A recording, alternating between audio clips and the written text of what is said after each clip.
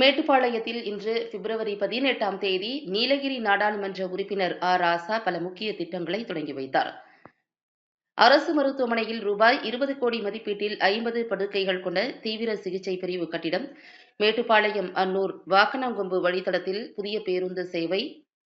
தேக்கம்பட்டி ஊராட்சியில் ரூபாய் 70,75,000 கட்டப்பட்ட சுய உதவி குழுக்கள் கட்டிடம், நகரவை பெண்கள் மேல்நிலைப் பள்ளியில் ரூபாய் 57 லட்சத்தில் அறிவியல் ஆய்வகம் மற்றும் புதிய வகுப்பறை,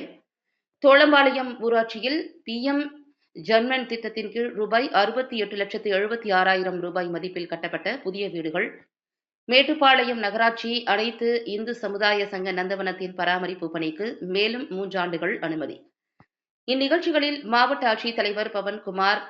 கிரியப்பா, கோவை வடக்கு மாவட்ட திமுக செயலாளர்